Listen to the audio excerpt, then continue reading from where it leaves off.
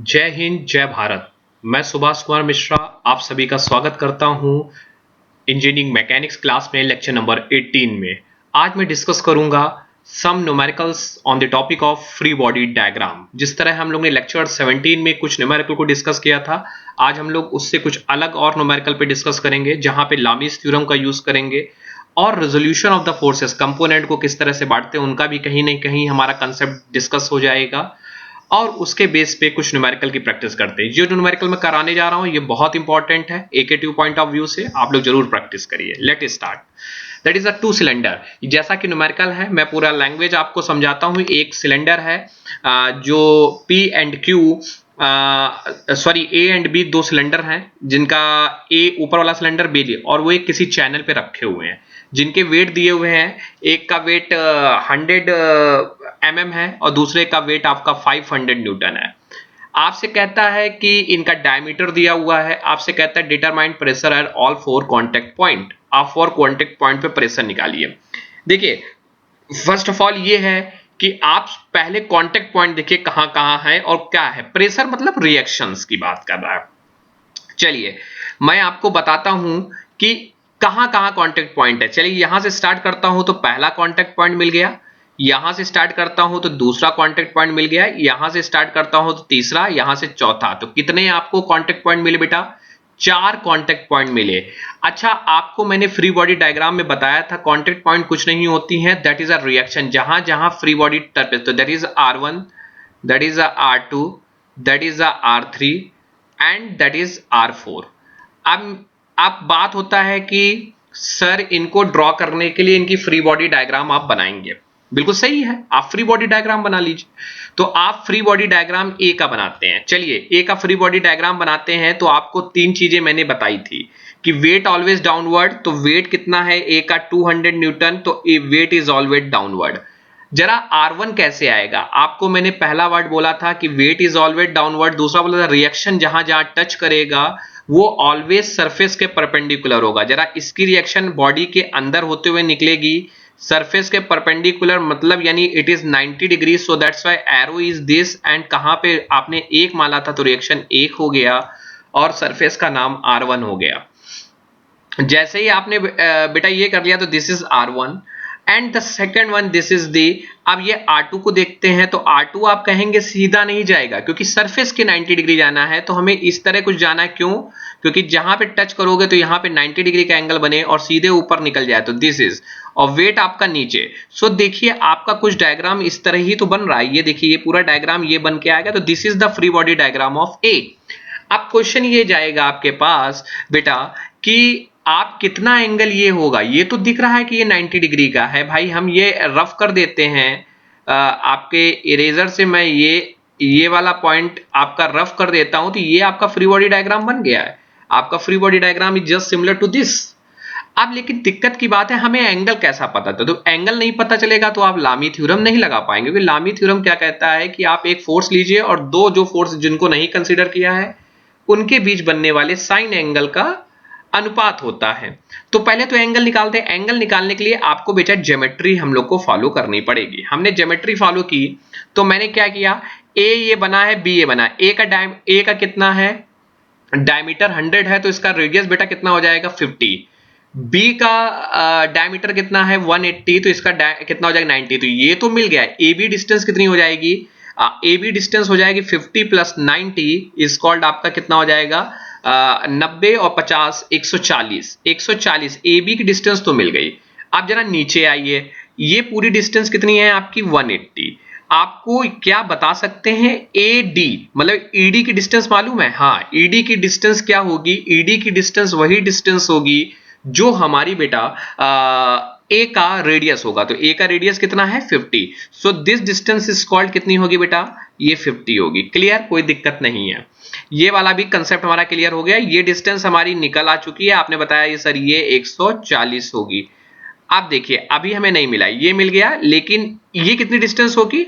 ये इजिली वैसे आप नहीं कह सकते कि इट इज अ रेडियस, क्योंकि ये रेडियस नहीं है, क्योंकि कुछ अंदर से पार्ट आ रहा है। तो ये वाला अभी नहीं निकाल, लेकिन क्या ये निकाल सकते हो? ये बी एफ क्या होगा? F B is the radius of B circle. तो इसका रेडियस कितना है बेटा? 90। ये 90 हो गया।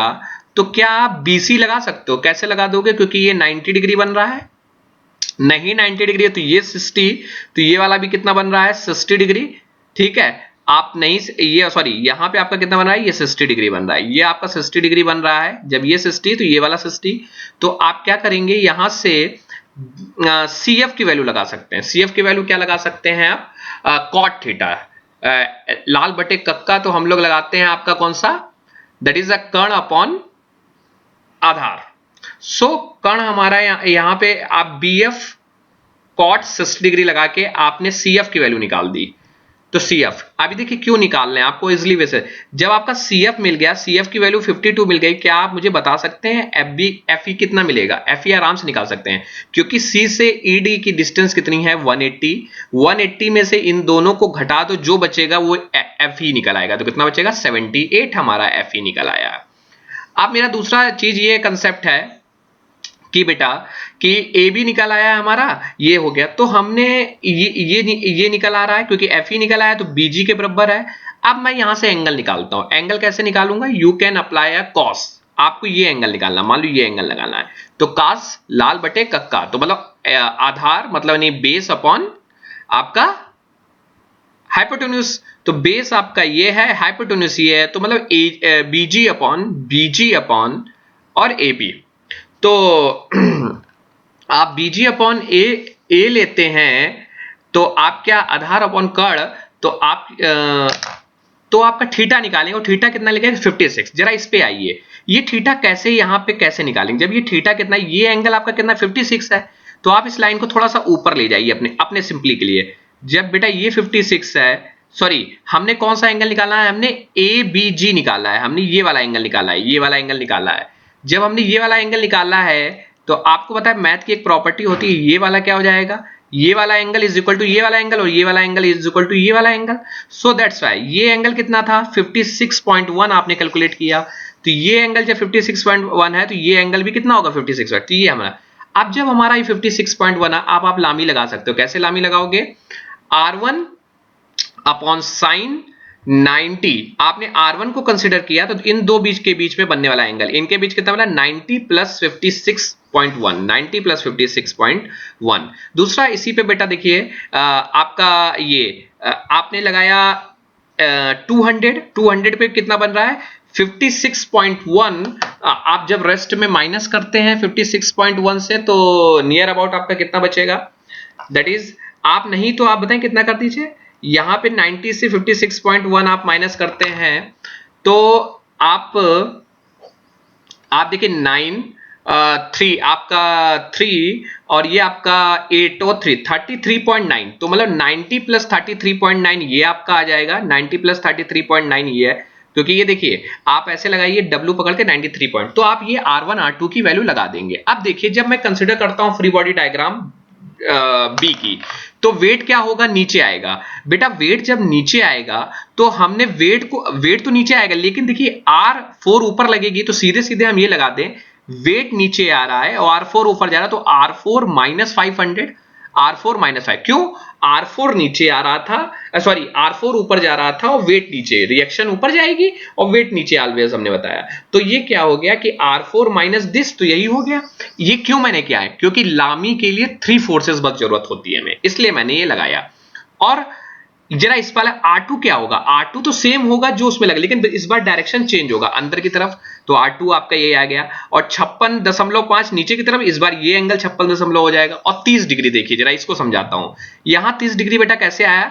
तो मैं 30 डिग्री यहां पे आपको समझने के लिए आप जरा इस पे आइए। जब ये 60 है, तो ये 60, और ये जब 60 है, तो ये कितना हो जाएगा? 30, तो 30 का ऊपर जाएगा, तो यही देखिए ये 30 यहां पे जा रहा है। आप अप्लाई लामी थ्योरम करके इजिली वे से इसको सॉल्व कर सकते हैं। So this is the way how to solve the numerical of the, आप इसी तरीके 3 सर्कल्स को हिंट कर सकते हैं।